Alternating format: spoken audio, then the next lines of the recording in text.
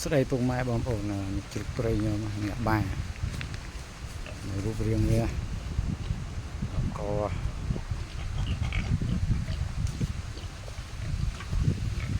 ពន្ធវា5ពន្ធវា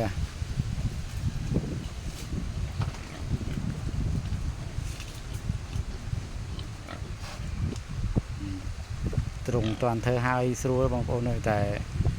ត្រូវថ្លៃក៏ដឹកមកដាក់សិនថ្ងៃទី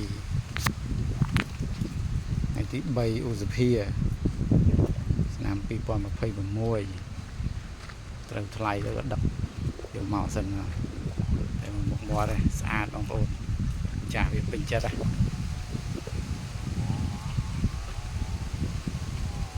ត្រង់តាមប្រក់ហើយណា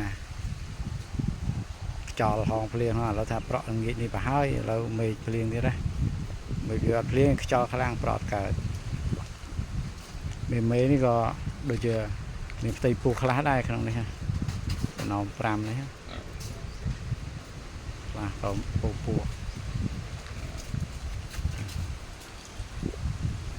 ដល់មានតាណាទេមេឃពងខ្យល់រកភ្លៀងបាត់មួយនោះអូនោះទៅណាកើបក្នុងព្រៃនោះណា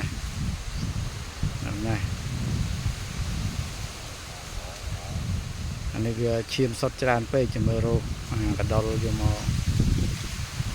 ដាក់ធ្វើប្រពន្ធឲ្យវាថែមចោលខ្លាំងមកអូន